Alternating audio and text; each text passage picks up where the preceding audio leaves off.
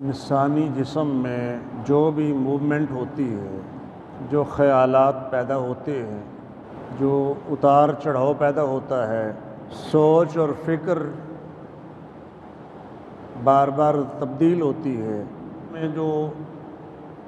وساوس پیدا ہوتے ہیں، ارادے پیدا ہوتے ہیں، انسان کا ارادہ پیدا ہونا ہوتا ہے اور اس کے بعد اس نے کوئی ڈیسیجن لینا ہوتا ہے۔ یہ اس قسم کی تمام چیزیں اللہ سبحانہ و تعالیٰ کی مکمل نگرانی میں ہیں، اور جو اس قسم کی تمام چیزوں کی مکمل نگہبانی اور نگرانی کر رہا ہو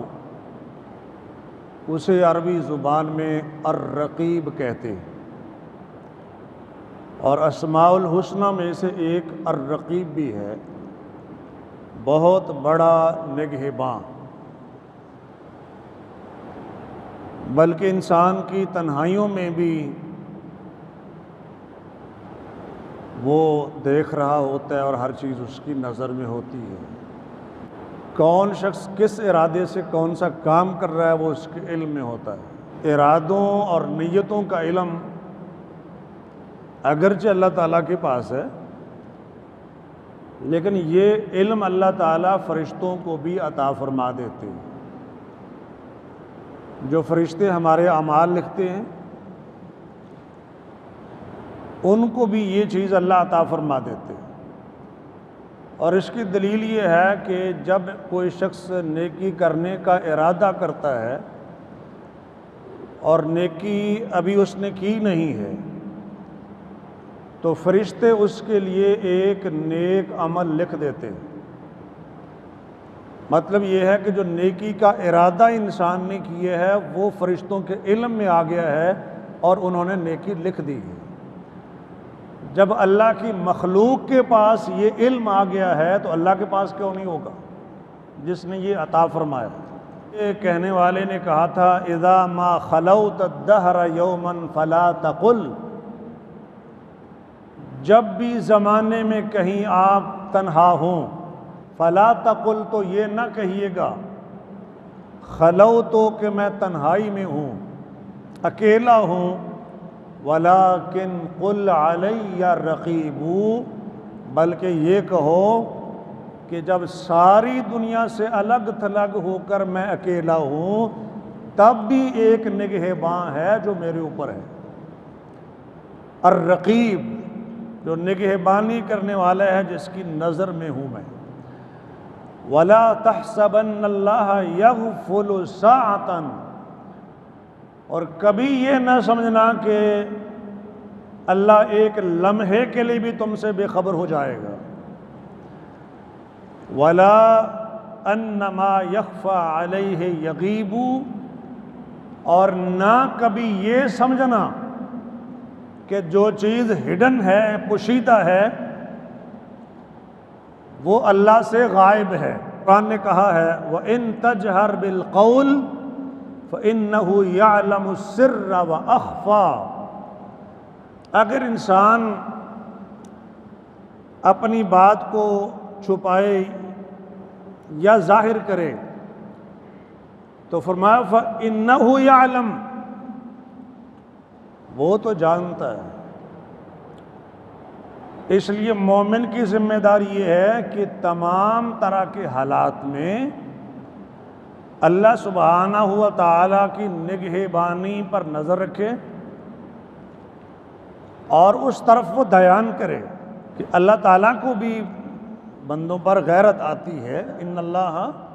تعالیٰ یغار، وغیرت اللہ تعالیٰ ان یأتی المرء ما حرم اللہ، اور اللہ کی خودداری اور غیرت سے مراد یہ ہے کہ بندہ وہ کام کرے جو اللہ نے حرام قرار دیا ہے۔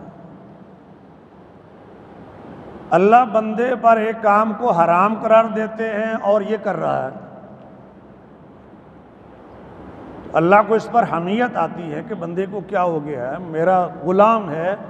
میرا نوکر ہے، میں نے اس کو پیدا کیا ہے، اور میرے سامنے میری حکم عدولی کر رہا ہے۔ ایک لمبی حدیث ہے جس میں یہ پیغام دیا گیا ہے کہ انسان کے جو بھی حالات ہوں، انسان کو چاہیے کہ اپنی اوقات کو نہ بھولے۔ اللہ پر نظر رکھ رہا ہے نا، کہ اللہ نگہباں ہے، الرقیب ہے، آپ اس کی نظر میں ہیں، کوئی بھی چیز آپ کی مخفی نہیں ہے۔ تو پھر انسان کی جو ماضی کی زندگی ہے وہ اسے یاد رکھنی چاہیے، اور خاص کر ان لوگوں کو جن کی ماضی کی زندگی بہت سخت ہوتی ہے، غربت کی ہوتی ہے، افلاس کی ہوتی ہے، اور اس کے بعد اللہ تعالیٰ فضل و کرم فرماتے ہیں، آسانیاں پیدا فرماتے ہیں، سہولیات عطا فرماتے ہیں، خوشحالی سے نواز دیتے ہیں، امیر بنا دیتے ہیں، بڑے عہدوں پر پہنچا دیتے ہیں مالک کائنات۔ تو اب انسان کو یہ یاد رکھنا چاہیے کہ وہ جو اس مقام پر ہے وہ محض اللہ کے فضل و کرم سے ہے، یہ صرف اور صرف اس کی عنایت ہے۔ جب عنایت اس کی ہے تو تکبر نہیں ہوگا، وہ غریبوں سے نفرت نہیں کرے گا، وہ غرباء سے اور متحتوں سے ہاتھ ملاتے ہوئے آر محسوس نہیں کرے گا۔ ایک بندہ ہاتھ آگے کر رہا ہے اور آپ آگے بڑھ رہے ہیں تکبر میں، یا کسی بھی پہلو سے آپ دوسرے شخص کو کمتر سمجھ رہے ہیں۔ اور حدیث میں آتا ہے کہ آدمی کے لیے اتنی برائی ہی کافی ہے کہ اپنے مسلمان بھائی کو حقیر سمجھو۔ لیکن بات یہ ہے کہ جب یہ یاد رکھے گا کہ اللہ کے میرے اوپر احسانات، اللہ کا فضل و احسان ہے، تو پھر وہ ٹھیک کام کرے گا نا۔ ورنہ اگر وہ قارون کی سوچ ہو کہ میں اپنے علم اور ہنر کی وجہ سے مالدار بناؤں، میرے یہ خزانے، میرا یہ عہدہ، میری یہ دولت، یہ سب کچھ میرے کمال کی وجہ سے ہے، میری صلاحیتوں کی وجہ سے ہے، میری ڈگری کی وجہ سے ہے، میری سکل کی وجہ سے ہے، ذہانت کی وجہ سے ہے، تو پھر تو مسئلہ پیدا ہوگا۔ جبکہ قرآن کہتا ہے وَمَا بِكُم مِّن نِعْمَةٍ فَمِنَ اللَّهِ، تمہارے پاس ایک بھی نعمت ایسی نہیں ہے جو اللہ کی طرف سے نہ ہو۔ سوچ لیں، غور کر لیں، کوئی ایک چیز جو اللہ کا عطیہ نہ ہو، اللہ کی عطا نہ ہو۔ سورۃ نحل میں اللہ نے فرمایا کوئی بھی نہیں ہے۔ تو جب عطا اس کی ہے تو اس چیز پر تکبر کیسے ہو سکتا ہے؟ اس پر تو شکر گزار ہونا چاہیے بندے، اور وہ اگر دے سکتا ہے تو لے بھی سکتا ہے، وہ قادر ہے۔ دنیا میں بے شمار لوگوں کے حالات اگر آپ پڑھیں تو آپ کو نظر آئے گا، بڑے بڑے مالدار، پوری دنیا کے اندر بزنس پھیلا ہوا ہے، 2 مرلے کے کرائے کے مکان پہ رہ رہے ہیں آپ۔ اپنے ملک میں ایسے لوگ ملیں گے آپ کو۔ تو اللہ تعالیٰ بعض دفعہ مہلت دے دیتے ہیں، لیکن ناشکری کی سزا انسان کو دنیا میں ملتی۔ تکبر کی سزا جو ہے شیطان کو بھی مل گئی، تکبر کی سزا اس کو ملی، بڑا مقام تھا، بڑی عزت تھی، لیکن ہر آدمی اس پر لعنتیں کرتا۔ 3 لوگ تھے بنی اسرائیل میں، متفق علیہ حدیث ہے، یعنی بخاری مسلم میں ہے۔ فرمایا ان ثلاثۃ من بنی اسرائیل ابرس و اقرع و اعمی، ایک تو وہ شخص تھا جس کے جسم پر پھل بہری کے داغ تھے، لیپر جس کو کہتے ہیں آپ، دوسرا بال تھا، گنجا شخص، سر پر بال نہیں، اور تیسرا بلائنڈ ہے، اعمی، نابینا۔ اللہ نے چاہا کہ ان کو آزمائے، ان کی طرف اللہ نے ایک فرشتے کو بھیجا۔ سب سے پہلے وہ لیپر کے پاس آتا ہے، پھل بہری کا جو مریض ہے، یہ سفید داغ جو جسم پر بن جاتے ہیں، سکن خراب ہو جاتی ہے۔ فرشتے نے آ کے پوچھا آپ کو کون سی چیز اچھی لگتی ہے، یعنی آپ کو کیا چیز چاہیے؟ اس نے کہا لون حسن و جلد حسن، میں چاہتا ہوں کہ بہترین میرا رنگ ہو اور بہت اچھی سکن ہو، سے لوگ نفرت کرتے ہیں، تو میں چاہتا ہوں کہ لوگوں کی مجھ سے جو نفرت ہے اس وجہ سے وہ ختم ہو جائے۔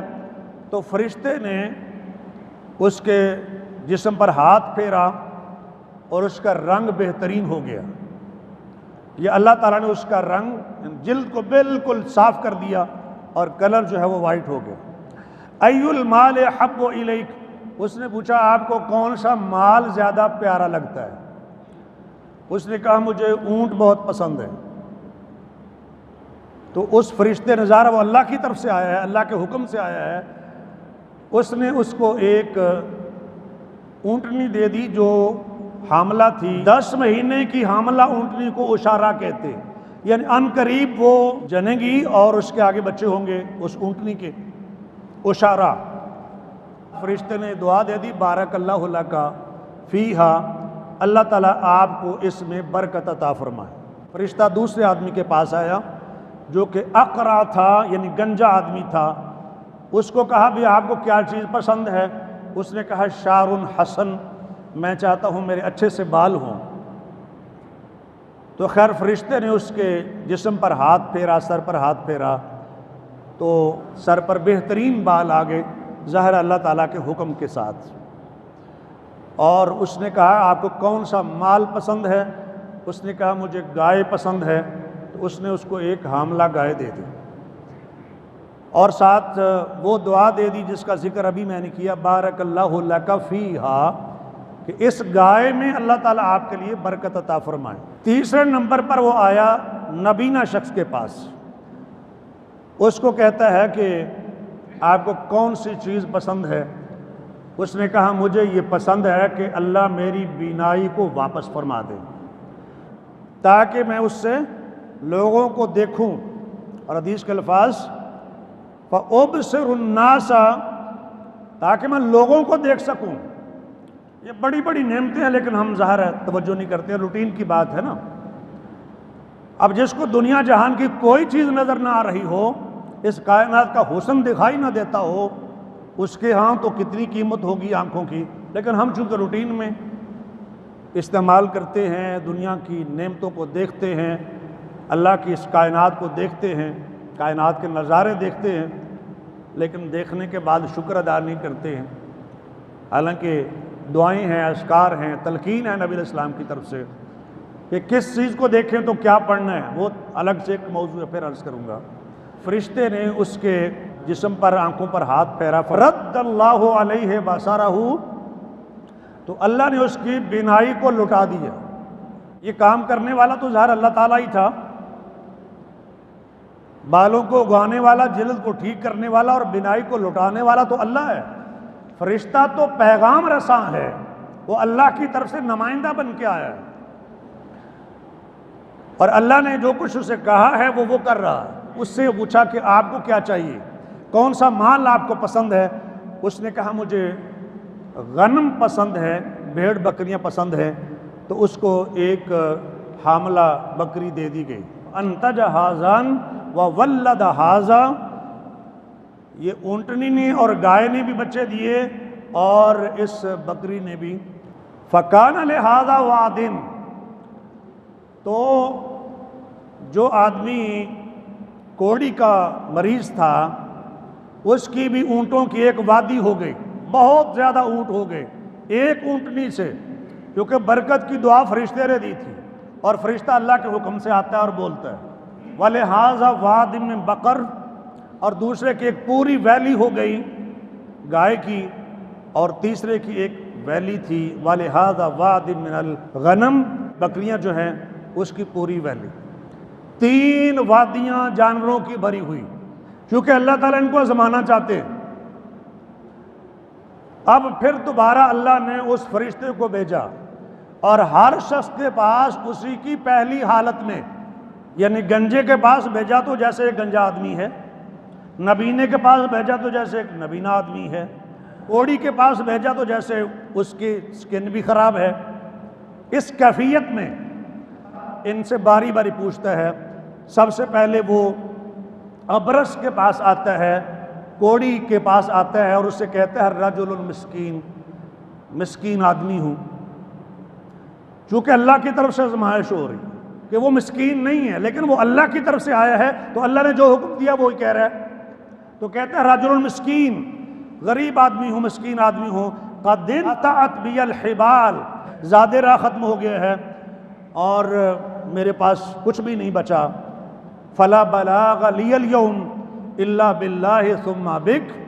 تو میں اپنی منزل مقصود پر نہیں پہنچ سکتا، بس اللہ کا ہی آسرا ہے اور اللہ کے بعد پھر آپ کا سہارا ہے۔ اصل آسرا تو وہی ہے، اور اس کو بھی جو اللہ نے آسرا بنانا ہے وہ اللہ نے بنانا ہے، لیکن ظاہری شکل ہے نا، تو یہ نہیں کہنا چاہیے کہ اللہ کا آسرا اور تیرا آسرا، یہ جائز نہیں ہے۔ اللہ کا آسرا اور پھر تمہارا آسرا، یہ ٹھیک ہے، یہ پھر خاص بات ہے جس سے ہمیں عقیدہ سمجھنا چاہیے، یہ پھر ضروری ہے، کیونکہ باقی ساری چیزیں ماتحت ہیں اس خالق کائنات کے۔ خیر یہ بھی ایک عقیدے کا مسئلہ، تفصیل پھر عرض کروں گا۔ تو اس نے کہا اللہ کا سہارا ہے اور پھر آپ ذریعہ ہے، اسألک بالذی آتاک اللون الحسن والجلد الحسن، میں اس اللہ کے نام سے آپ سے سوال کرتا ہوں جس نے آپ کو خوبصورت رنگ عطا فرمایا ہے اور بہترین سکن عطا فرمائی ہے اور دولت دی ہے، مال عطا فرمایا ہے، بعیرن، ایک اونٹ مجھے عنایت کر دیجیے، اتبلغ بہ فی سفری، تاکہ اس اونٹ کے ذریعے سے میں اپنا سفر طے کر سکوں۔ اس نے آگے سے جواب دیا الحقوق کثیرہ، جناب ذمہ داریاں بہت ہیں، وہ جو آپ کہتے ہیں نا خرچے بہت ہیں جناب، اللہ کی راہ میں غریبوں مسکینوں کو دینے کے لیے ہاتھ تنگ ہے، اتنے اخراجات ہیں کہ دے ہی نہیں سکتے۔ الحقوق کثیرہ، بہت سارے کھاتے پیتے لوگ جو ہیں اس طرح کی حرکتیں کرتے، بھئی اس کے پاس کمی ہے،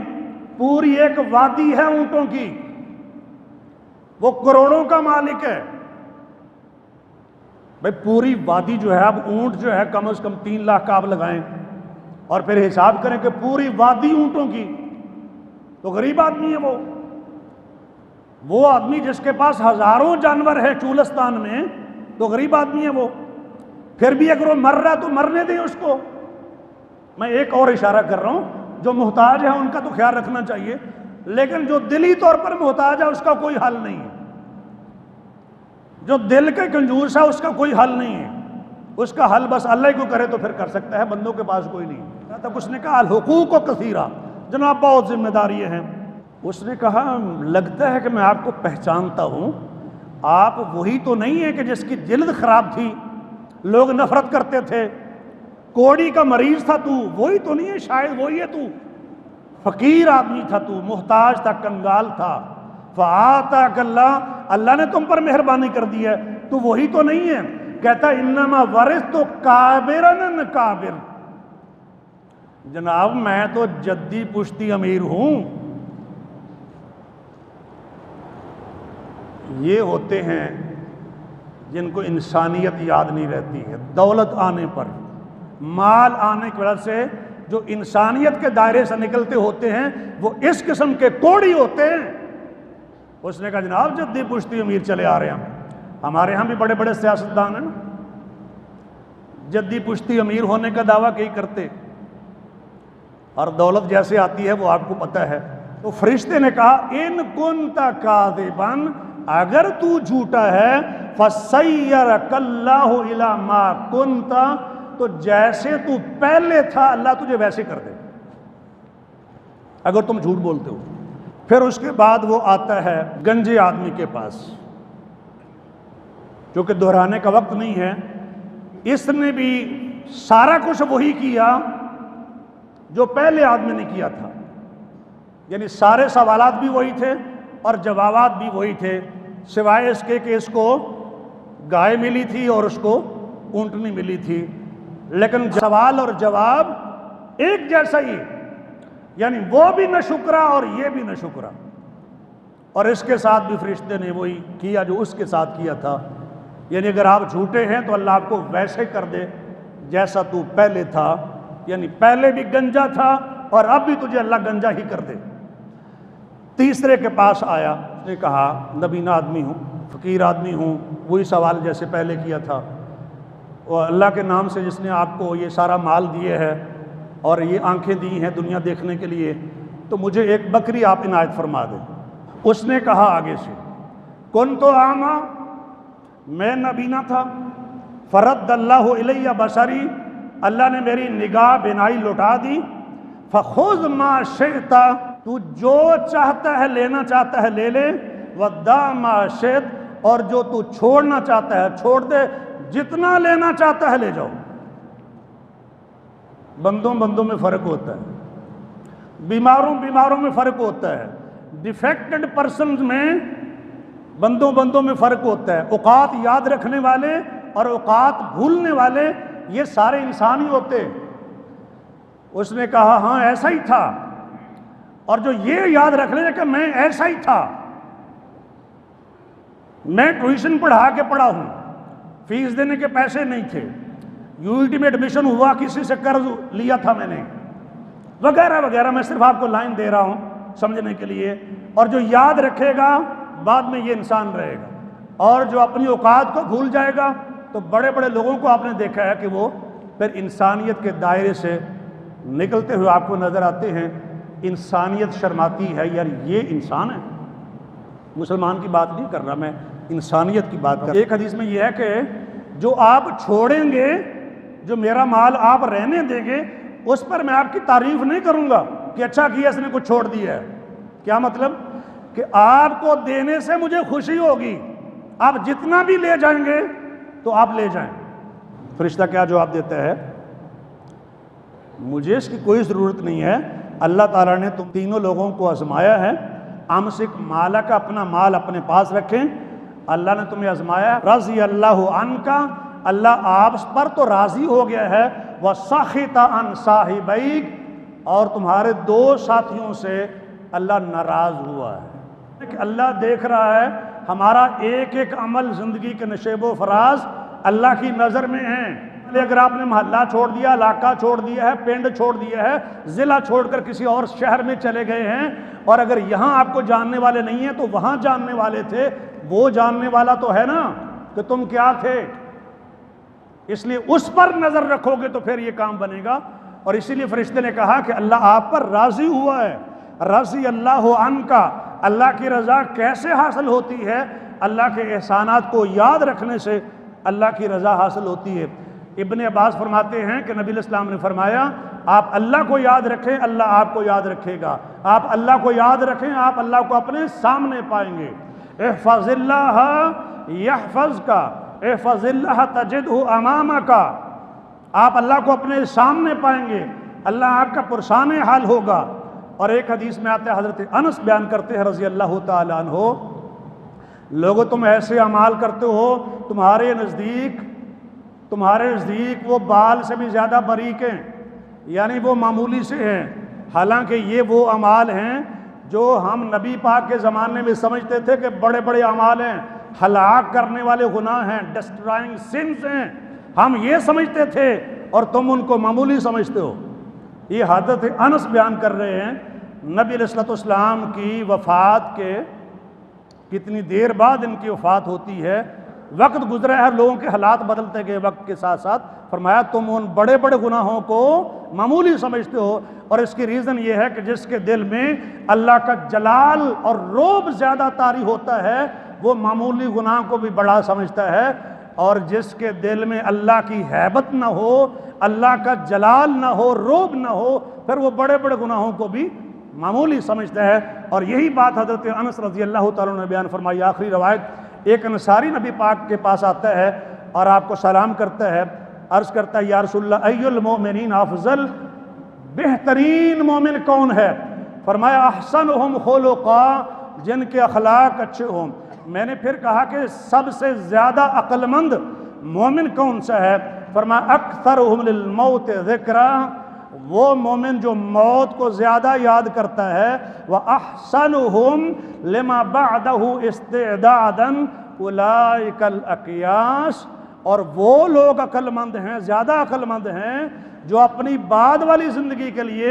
دنیا میں اچھے اعمال کرتے ہیں، فرمایا اولئک الاکیاس، یہ ہیں جو زیادہ عقل مند لوگ ہیں۔ ہمارے ہاں عقل مند کون ہوتا ہے آپ جانتے ہیں، لیکن نبی پاک علیہ السلام نے کن لوگوں کو عقل مند فرمایا؟ وہ جن کی نظر اللہ پر ہے، اچھے اعمال کرتے ہیں، آخرت پر نظر ہے، لیکن وہ لوگ العاجزوں، وہ آدمی عقل سے عاری ہے جو بڑی بڑی امیدیں تو اللہ سے لگاتا ہے لیکن پیروی کرتا ہے خواہشات کی، خواہشات کی پوجا کرتا ہے، خواہشات کے پیچھے لگا ہوا ہے اور اللہ سے بڑی بڑی امیدیں باندھ کے بیٹھا ہوا ہے، وہ شخص قطعاً عقل مند نہیں ہے۔ اللہ تعالیٰ ہمیں کتاب و سنت سمجھنے کی توفیق عطا فرمائے، اور اللہ کے بارے میں جو الرقیب ہونے کا عقیدہ ہے اس کو سمجھنے کی توفیق عطا فرمائیں۔ وآخر دعوانا الحمدللہ رب العالمین۔